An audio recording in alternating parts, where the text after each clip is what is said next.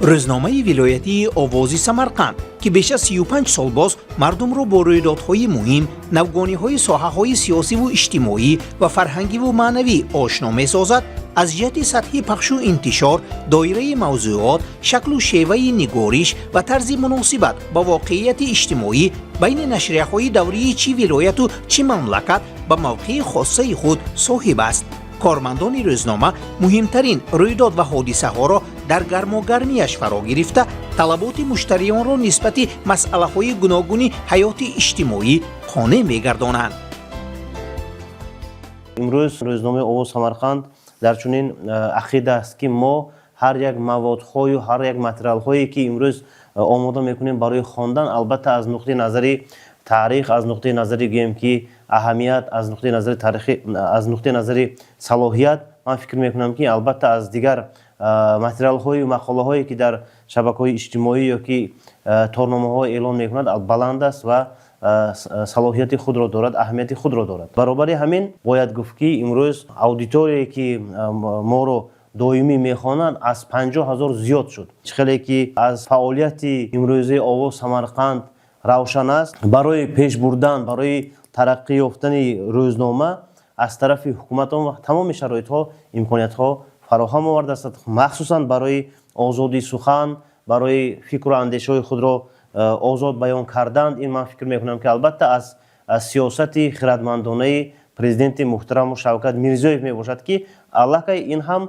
барои пешрафти васоити ахбори умум таъсири мусбии худро расонда истодааст. бешак метавон гуфт ки матбуоти даврии мо вазифаҳои худро дар замони истиқлол ба талаботи замона ва рӯҳи иҷтимоии ҷомеа мувофиқ амалӣ мегардонад. дар ин марҳила на танҳо матбуоти даврӣ, балки воситаҳои электронии ахбор низ ривоҷ ёфтанд. ин сохтор пурра бо техника ва технологияҳои инноватсионӣ таъмин гардида, дар натиҷа сифат ва савияи нашрияҳо рӯ ба беҳбудӣ ниҳод. мо баробари имрӯз ки хеле ки аудиторияи ҳар як ин шабакаҳои иҷтимоӣ талабу таклифҳои онҳоро ба инобат гирифта, дар соҳаи масалан гӯем ки маводрасонӣ, дар соҳаи масалан материал додан, албатта аз технологияҳои рақамӣ, аз ақли сунъӣ пурра истифода мебарем. ва баробари ҳамин боз мо дар назди рӯзномаи Овоз Самарқанд махсус студия ташкил кардем ва студияи мо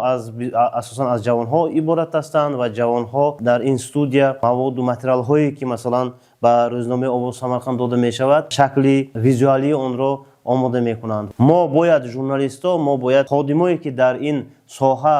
фаъолият пеш мебарем, албатта якум ва якум аз нуқтаи назари манфаати халқамо, аз нуқтаи назари манфаати ватанамо бояд ба ҳамон масъалаҳо муносибати худро баён кунем. қобили зикр аст ки дар таъсисёбӣ ва байни воситаҳои ахбори оммавии вилоят соҳиби мавқеи ба худ хос гардидани рӯзномаи вилоятии Овози Самарқанд меҳнати рӯзноманигорони боистеъдод аз қабили собиқ сармуҳаррирони ин нашрия Шодравон Нур Остонзода, Ғафурҷон Маҳмудов, журналистони номӣ Ҳазрат Сабоҳӣ, Бахтиёр Ҷумъа, Зоир Ҳасанзода, Тошкул Азимзода ва дигарон арзанда аст. рӯзнома дар таи 35 соли ҳастии худ барои равшан кардани ҳаёти сокинони вилояти мо, муваффақиятҳое ки дар солҳои истиқлол ба даст оварданд, робитаҳои дӯстӣ, рушди таълиму маданият дар вилоят, бисёр хабарҳои ҷолиби диққат ва мақолаҳои пурмуҳтаво эълон кард. дар озмунҳои ҷумҳурии вилоятӣ иштирок намуда сазовори қалами тиллоӣ гардид. мо дар оянда ҳам умед дорем ки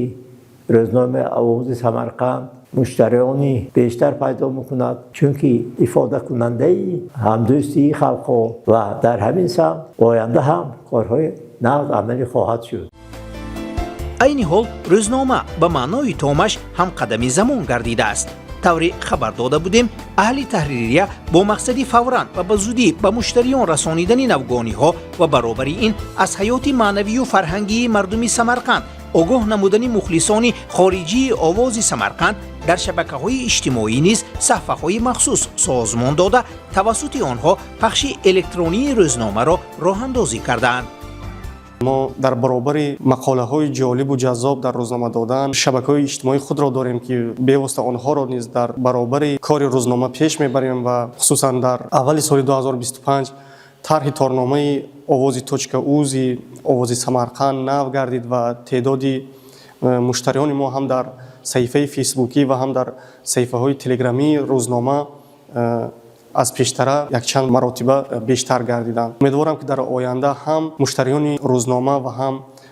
مشتریان شبکه‌های اجتماعی آواز سمرقند زیادتر می‌گردند و ما را دستگیری می‌نمایند. ما رو با واسطه تارنامه با واسطه شبکه‌های اجتماعی از دیگر مملکت‌ها از جمله از تاجیکستان، ایالات متحده آمریکا، برابر همین از مثلا حاضر خیلی که ما استاتستیک از مملکت‌های آفریقا حتی ما رو می‌خوانند. حتی من در آرژانتین، برزیل، کره جنوبی یا که در فدراسیون روسیه در خطای نیست مواد و متریال‌هایی که با واسطه مثلا تارنامه یا شبکه‌های اجتماعی اعلام می‌شد می‌خوانند و حتی فکرهای خود رو می‌گویند. از این البته ما خیلی خرسند می‌شویم و برابر مسئولیت این رو حس می‌کنیم.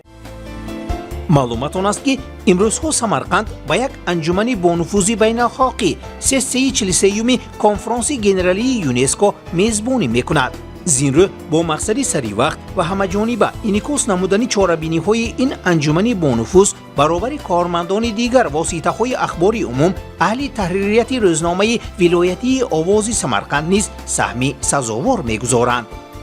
чорабиние ки гузаронда шудааст аз салоҳияти баланд доштани халқи мо ва баробари ҳамин аз сиёсати хиратмандона ва дипломатияи ҳамаҷонибаи президенти мо далолат медиҳад ки имрӯз зиёда аз 100 мамлакати дунё айнан дар ҳамин барои гузарондани ҳамин ассамблея ташриф оварданд ва ман фикр мекунам дар ин ҷо низ мавқеи овоз самарқанд ба худ хос аст, чунки мо ҳаракат кардем ва кӯшиш намудем ки воқеъ ҳодисаҳое ки мо дидем гувоҳ шудем ва онро ба ҳамон мухлисои худамо муштариёи худамо расонем. тавре ки аз барномаҳои гузашта хабар доред, рӯзномаи вилоятии овози самарқанд соли ҷорӣ 35-солагии таъсисёбии худро таҷлил намуд ва ба шарафи ин айёми нек аҳли таҳририя барои муштариён тӯҳфаи арзандаеро ҳам омода кард, яъне бевосита бо ҳамон кӯмаки шахсои фидоие ки дар назди овоз самарқанд ҳастанд, бо кӯмаки ҳомиён мо овоз самарқанд аз дидаҳо шунидаҳоро чоп кардем ва аҳамияти ин китоб дар он аст ки дар ин китоб шахсое ки дар назди овоз самарқанд ҳастанд, шахсое ки дар овоз самарқанд кор карданд ё ки имрӯз кор мекунанд, аз зиндагию аз ҳаёти онҳо ҳамон воқеъ ҳодисаҳое ки барои масалан мардум, барои дигар масалан хонандаҳо намунаи ибрат ҳастанд, мо дар ин ҷо акс кардем. Ман фикр мекунам ки албатта ҳар як журналист, ҳар як адиб ё ҳар як мухбире ки дар давоми фаъолияти худ масалан ба воқеъу ҳодисаҳои масалан шавқовар ё ки ибратбахш масалан гувоҳ шудааст, онро барои коғоз оварда имрӯз мана ба шакли китоб нашр шуд ва фикр мекунам ки албатта инам барои зиёд шудани мухлисои рӯзномаи овоз самарқанд хизмат мекунад. боз як масъала дар замони имрӯза ки тарзу равиши ташкили мавсими обуна ба расонаҳои даврӣ умуман дигар шудаасту ибораи маҷбурӣ аз байн рафтааст, мардум бояд донанд ки бе маънавият ҳеҷ як халқ ба муроди дил расида наметавонад, чун маънавият калиди дари даргоҳи камолот аст ва барои дарёфт кардани ин ганҷи бебаҳо ҳар як фард бояд аз нури маърифат баҳравар бошад.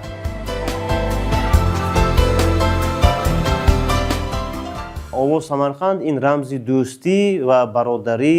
рамзи фарохдилӣ. ман фикр мекунам ки албатта мо аз ҳамин нуқтаи назар барои дӯстии халқҳо, барои фарохдилӣ, барои осоиштагӣ, барои сулҳу тинҷиву ҳамдилӣ ва ҳамфикрии мардуми ҳимматбаланди ӯзбекистони азизамон албатта хизмат мекунем ва албатта ҳар касе ки ба рӯзномаи овоз самарқанд обуна мешавад албатта аз маънавият, аз маърифат ва аз масалан гӯем ки дигар манбаъҳои маънавӣ баҳраманд мешавад ва албатта ин худ аз худ барои баланд бардоштани тафаккур, барои васеъ намудани ҷаҳонбинӣ ҳар як ҳамин масалан рӯзномахон яъне хонанда саҳми худро мегузорад.